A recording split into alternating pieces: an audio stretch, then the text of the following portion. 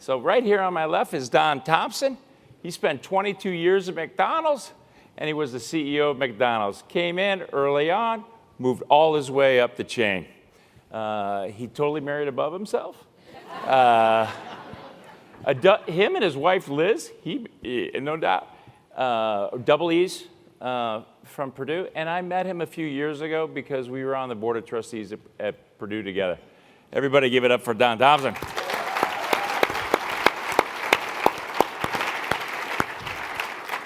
Now, Rick Smith, he's the CEO of Equifax. He's been there 10 years.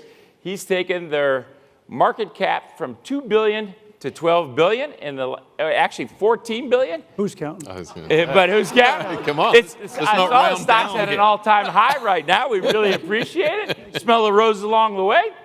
And what an amazing guy. And he started off early on in his career at GE. Jack Welch trained. He ended up being a corporate officer as he came up those ranks. I've known Rick since he was 18 years old because we're Sigma Chi fraternity brothers from Purdue. So I know a lot about this guy, Rick Smith. Thank you.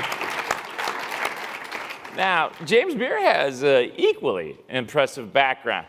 See, he was the CFO of American Airlines, the CFO of Symantec, and now he's CFO of Fortune 10 company McKesson. Now, he went to Harvard for his MBA, but he went to Imperial College in London undergrad.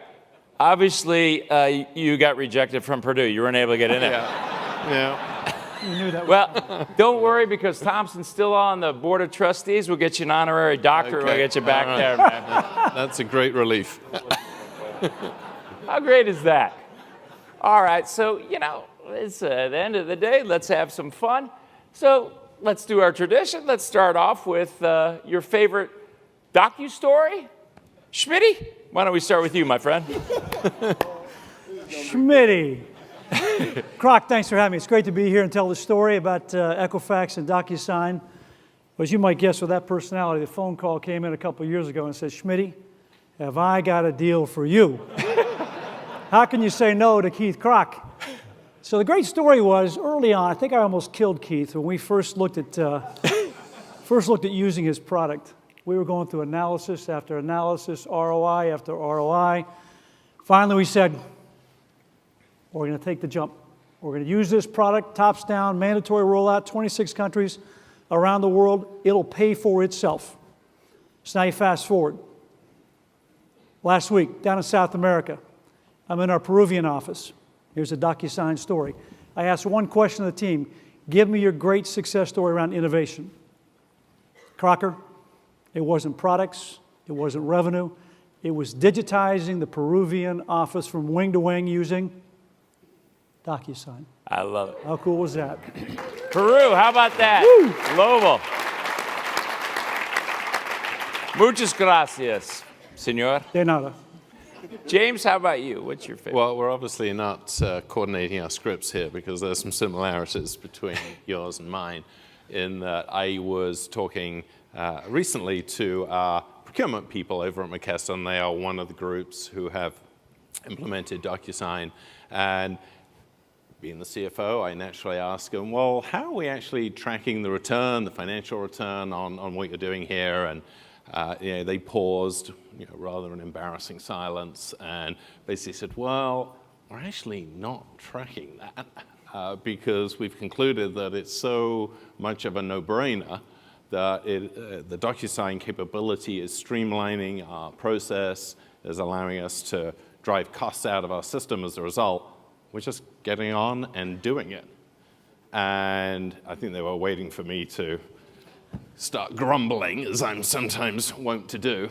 And I said, okay, I think that's actually a really pretty sensible way to proceed. Let's get on with it. That will, of course, get me struck out of the CFO Guild. But, I think it's very much illustrative of the value of what all of you at DocuSign are doing. And it's the right thing to do. It's clearly the right thing to do. Great, thanks. Don? So I don't have these wonderful stories. It was forced upon me.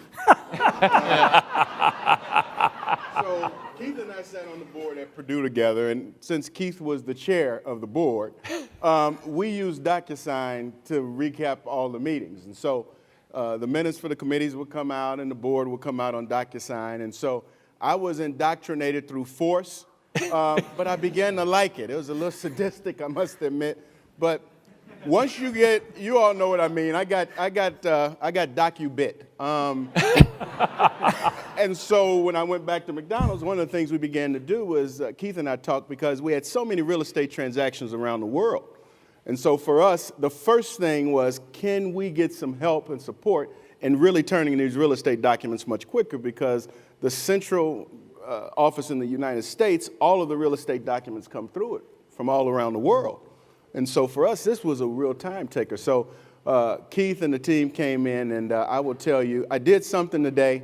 Since I've retired now for 1 year, I said, I will call the boss at McDonald's to find out what's really going on with DocuSign. So I called the person who is the head assistant of the secretarial group, if you would, in human resources.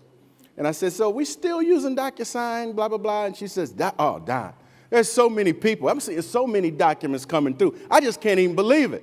And then I thought to myself, if I say this to Krach, his head might get big. But nonetheless, it's DocuSign has made a big difference at McDonald's.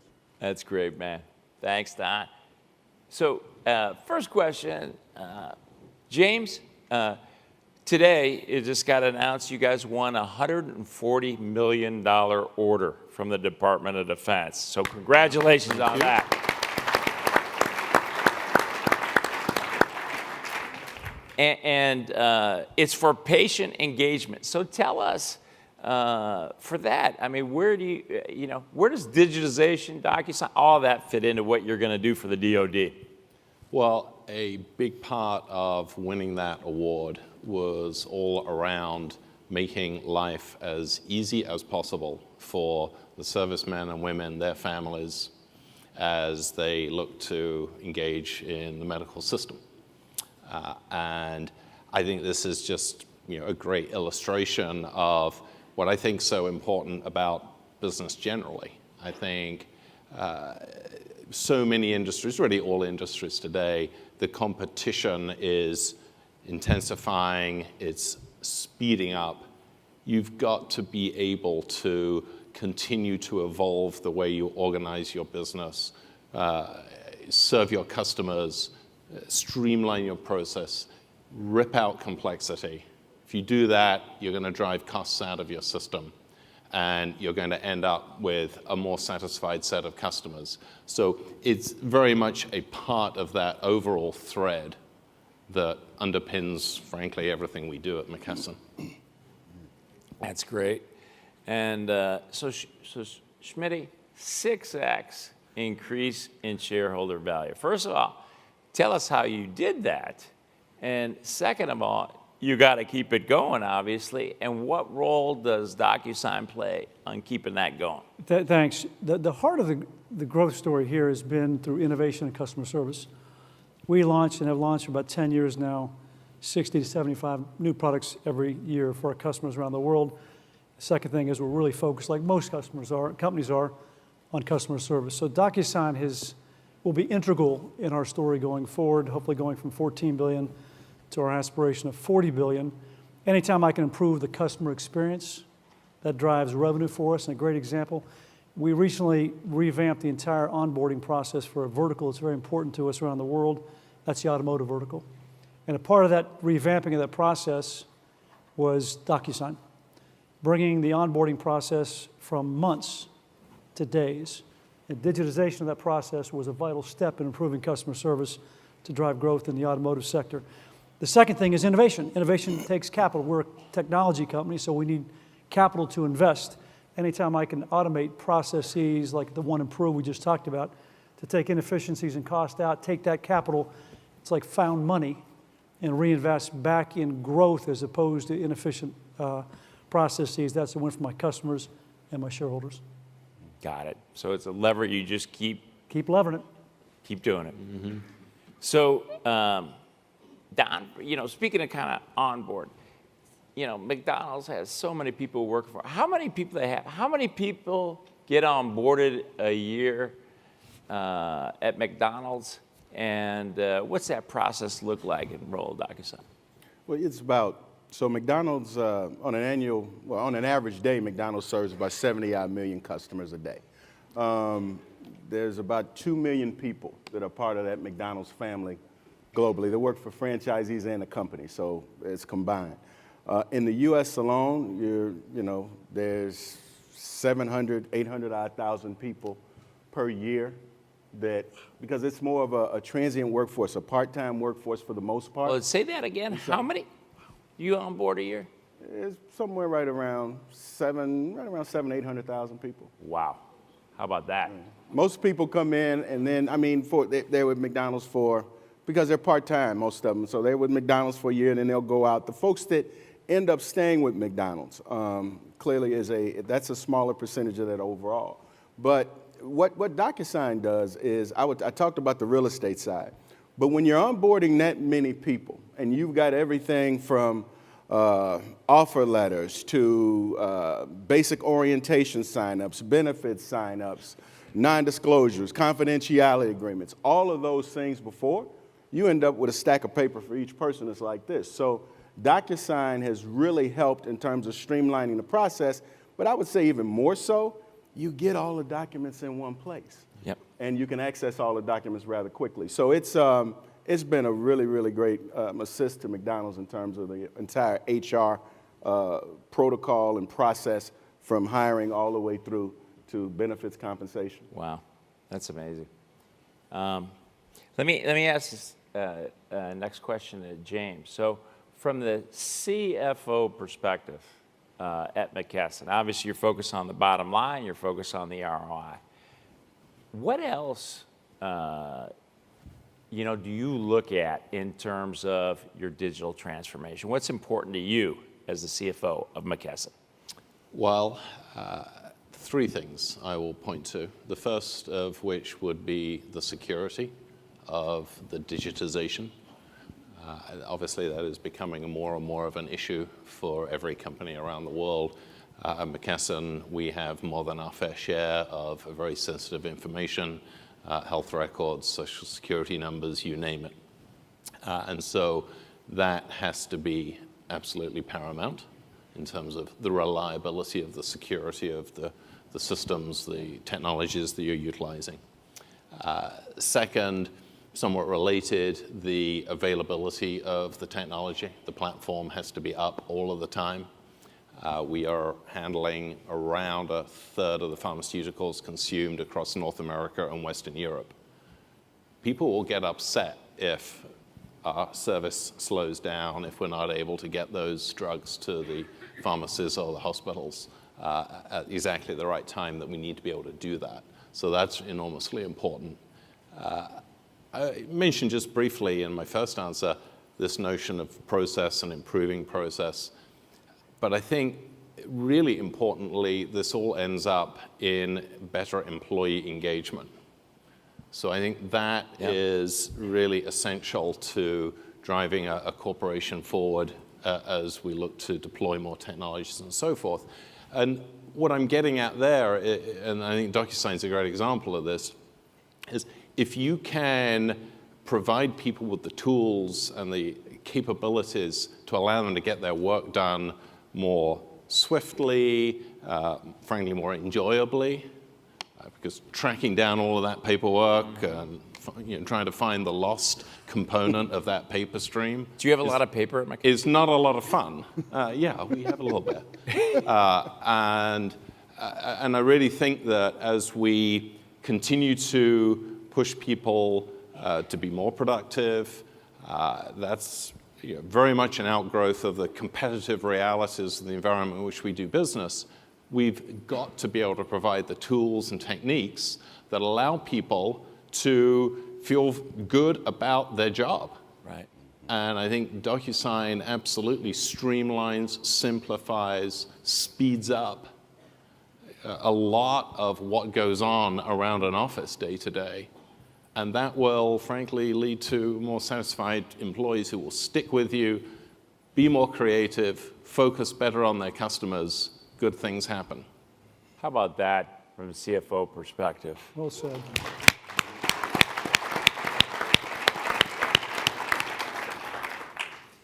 All right. So, Schmidt, you've deployed 20 use cases at Equifax. And you can tell when I was in front of your team and said, Schmidt,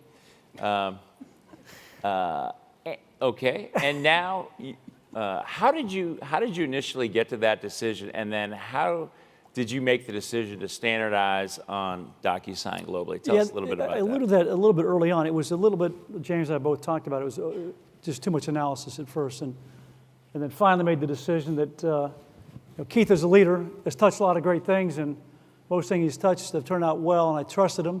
He also gave me some great references. And we talked to some CFOs and CEOs who had deployed DocuSign and the experience they had. You'd be proud to hear what they said, because they obviously heap praise on all the great things that you hear about DocuSign in their respective companies. And it really was intervening at one point in time saying, hey, this will be the standard. It was tops down. We're no longer going to focus on an ROI. But the belief of automating processes around the world that are massively inefficient today, your instinct is what? The processes will be better off and you'll save money and be able to reinvest that money, as I talked about, back in growth. So it literally has become, we started off with Keith, as you know, looking at one particular segment of one particular operation in one particular country. And once we got that win on the board, that quickly became a pull versus a Rick Smith pushing. And as I said before, Peru, it's now gone to 26 countries around the world without Rick Smith, the CEO, having to mandate that push. That's pretty cool. How about that for a docu-story there at Equifax? You can see why they're my friends. Speaking of friends, Don. So now you've started a disruptor company called Cleveland Avenue. Tell everybody about that. And you've been here this week. Tell us, what you've learned here. It's been really, really great sitting in on the sessions this morning. So when I retired from McDonald's, one of the things that that I had always wanted to do was really, and I've always been a bit of a disrupting kind of a force, whether it was McCafe beverages and smoothies in McDonald's, or the global digital strategy, or the sustainability strategy. I've always felt like there are these places that you have to go, and you have to go with some energy and with some zest if you're going to stay in line with what customers really want. And so one of the things that when I left, we started this company called Cleveland Avenue. It was actually my wife and I started with my son and his best friend, and we traveled around and we looked at where are the opportunities to look for great restaurant and beverage concepts that are at a very, very early stage. And can we do something similar to what McDonald's did back in the mid-2000s when we made an investment in Chipotle and basically wrapped support services around it? And if we could find some concepts and do that, could we really accelerate their growth? And there's such an energy right now in foods and beverages. There are so many out there. There's so many people that are so passionate and excited about it that we created this company. And so we're an accelerator for food and beverage concepts. We are building facilities that have kitchens and lab spaces and operational mock-up spaces and consumer technology from a sensory perception support. And so we're doing a lot of different things in that regard. It's a lot of fun. So what did I pick up being this week? They're very much aligned. 3 things in terms of consumers right now and the basic trends: convenience, customization, and transparency. Those things customers want across the board. And if you can deliver those things and you can deliver them in a way that's unique, customers will love flocking to that idea. Whether it's the changes in varieties of food and proteins, or it's just the way that you serve it up, or it's high technology being used to dispense beverages. Customers want that. DocuSign it makes every last one of those things come to life. It is a huge enabler. From a customization perspective, everyone has documents in their life. We just have them all the time, stacks of paper. And all of us have a little bit different portfolio of those documents. In my portfolio, DocuSign can help me move through my portfolio and manage all of those documents. From a convenience perspective, there's nothing more convenient. We've talked about that. We've talked about it all week. I mean, the presentations today I thought were spectacular. And the thing I really like about it a lot, and particularly as leading an organization, is the transparency of the processes. So with DocuSign, you can trace, track, you know where it is. You understand when a person is delaying a little bit in signing. You understand how quickly, especially when you're trying to sign new deals. It's different than when I sat in the seat of McDonald's as CEO. People brought me things all the time. Now, I'm going sometimes to companies and taking things to them. And when we're ready to sign a deal, I want them to sign on the line right now. I don't want you to think about it 2 days. I don't want you to think about it even overnight. Sign that baby right now. Let's get this thing going. And you can do that with DocuSign, which is very different, again, than the traditional methodologies of shuffling paper. So I think, Keith, DocuSign is a huge enabler to transformation.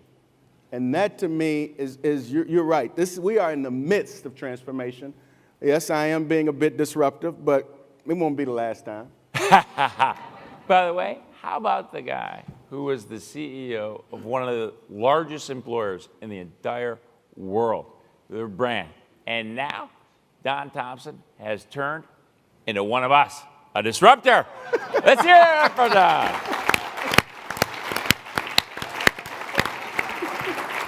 Man, you got to be happy. Oh, it's a lot of fun. Yeah, right. You don't have, none of these guys have fits. Fits. So here's a trick question. I didn't prepare you for it. Oh, boy. If you could ask a question to one of the other panelists, what would it be? And ask them, and here's the rule. Only one person has to answer one and ask one. Figure it out amongst yourselves. Ask yourselves questions. I've never done that before. I just thought it would be cool. Who goes first? Leadership. Can we ask you a question? Only Krach. Don, Yeah. so what do you miss about McDonald's? Okay. Isn't this being taped today? Say getting Shamrock Shakes for free. Might as well go ahead and jump in. You know, I really miss the people. 25 years, visiting markets around the world. We're in 118 countries. There was never a place I ever visited that in the McDonald's family, when you go someplace, even if it was on vacation, you are welcome with open arms. So, I mean, the people, tremendously. To be real honest, there's another aspect, and people too, that includes the restaurants. I love the restaurants. You can probably tell I'm still doing it. I just love the restaurants. I wasn't talking about what I eat, folks, all the time. But the other thing I miss, I really do miss the plane. You know, if I'm going to be honest, all right. if I'm going to be honest, I got to be honest. I really miss the plane. Don't But worry, no, you can fly on the docu-plane any day. But McDonald's is a wonderful, wonderful, wonderful company, full of great folks. The energy, amazing, and in the midst of a transformation now, and that's, yeah, I do miss it. But I have to tell you, I have so much fun each day now. Yeah. It's great. Yeah. Oh, that's great. Well, let me just tell a little story about Don here, because so being on the board of trustees at Purdue, we have different meetings in different locations in Indiana, and I'll never forget the time we were in Fort Wayne. And what Don likes to do is get up early in the morning and go have his breakfast at McDonald's. He's like a mystery shopper, and by the way, he'll go in if something's not right. He'll tell him right away. And I'll never forget when he went in and the place was spotless. He grabbed the guy who was running the store, and you gave him a promotion right on the spot. And a company car comes with that. That's a people person. That's a leader. That's Don Thompson. That was a fun part of it.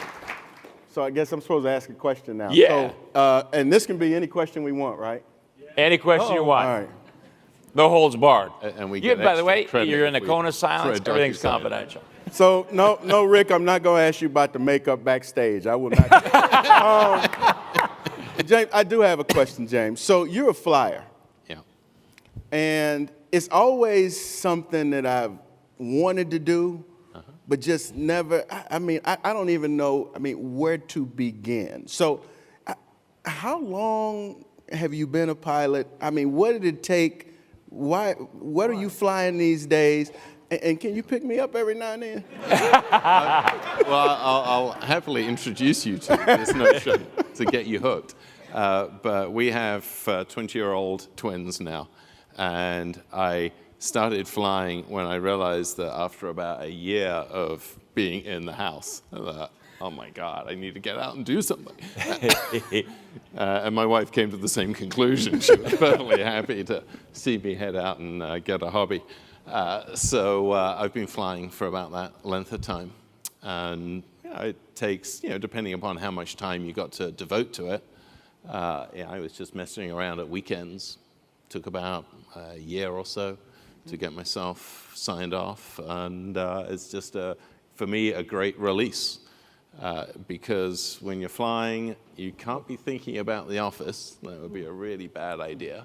You've got to be focused. And so I really get tremendous enjoyment out of it. And I like taking people up and introducing them to the whole notion. It's a great way to burn a ridiculous amount of money, go to lunch. He's got your ride. It's the most expensive hamburger you will ever buy at the weekend, but it's what I do.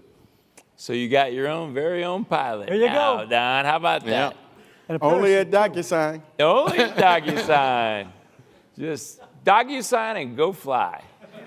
So, Smitty, it boils down to you. Uh-oh. Obviously, you've got to ask yourself a question and answer your own question. How'd that work out? You have to do it, Smitty. You have to do it, man. Krach, I got a question for you. All right, shoot away. Yeah, everything you've touched, as I said before, has been just turned to gold, from Rasna to Ariba to now DocuSign. What's the one disappointment you've had? Would make you, if you reflect upon your career, either here at DocuSign or in the past, what's maybe a leadership disappointment that you've had? Here's what I'd say, and it sticks in my mind, and I tell this to everybody every day because I got to make sure I internalize it, is this is an incredible ride. Yeah. This rocket ship, your guys' careers, all of your guys' careers as you go out there and be digital transformation heroes. And I always tell everybody, smell the roses along the way, because this is just amazing. And, a bunch of times at night, and I'll be brushing my teeth or something like that, and Matt and I'll be there. And as I've kind of got a little older in my years, I just go to Matt, I go, this is beautiful. This is a movie in slow motion, but it's going like Mach 3 with its hair on fire, and it just has such a beautiful ending, but there's no ending. It's just a journey. So I think, and I have to do that because stop and smell the roses along the way. That, for me, I guess that would be the one thing. I thought your disappointment was going to be not going to Imperial College. Hey, well, listen, James, by the way, double PhD from Purdue. Now, I got to tell you something. I didn't have a heart to tell you. I did apply. Surprisingly enough, I didn't get in. But you miss every shot you don't take. So anyway, maybe I can get honorary doctorate from Imperial College, man, and knighted at the same time. Yeah, anyway. That's true. We could throw that in. All right, we're running a little short of time. I have one last question. It's for y'all, and it's a two-part question. You guys can go in any order you want. So we have a bunch of CEOs and CFOs in here. What advice would you give them in their digital transformation? And then we also have a few non-CEOs, non-CFOs in here. And what advice would you give for them for enlisting the CEO and the CFO in the digital transformation? And assume that those non-CEOs and CFOs don't have day-to-day access. Okay, go ahead. Any order. Well, Sure, I'll go. Two. One to the CEOs, as I said before. DocuSign's a proven enterprise now. Been around for a long time. Sure, do your homework, talk to others, get the reference check, but jump in. It's a relatively insignificant way to drive a cultural transformation and process transformation in a company. Many have done it around the world, believe in it, it's real. And what I say to the people who are not CEOs here, trying to get the attention of a CFO or a CEO, would be this. There are a lot of really smart people around the world. There's a lot of really smart people in the companies you work with and work for. You've got to find a way to make yourself stand out as being different than the peers and people around you. If you can go to your boss, your CEO, your CFO, and say, hey, I can sign contracts faster, I can make our work environment better, I can take inefficiencies out of the process, that's a win-win. You support that idea with your CFO, your CEO, you make that happen in your company, you'll differentiate yourself from a lot of great talent within your company. Great way to differentiate yourself. Great piece of advice. You know, I'd say for the CEOs, defend the transformation. Protect the transformation. What I mean by that is that when you are on that road in terms of a digital transformation, there are going to be a lot of things that will pull you back from that, whether it's the investment of resources, whether it is those that may not want to take that kind of a journey at this point. And I would say you have to defend the resources allocated to it and defend that initial injection of passion by being a heck of a cheerleader. You have to do that because you have to have more energy to get above all of the friction that's trying to pull those efforts back. And so I think that's really important for those that are not CEOs. And this was mentioned earlier in one of the sessions. Don't make light or think insignificant of the small wins and victories. Yeah. And here's why within an organization.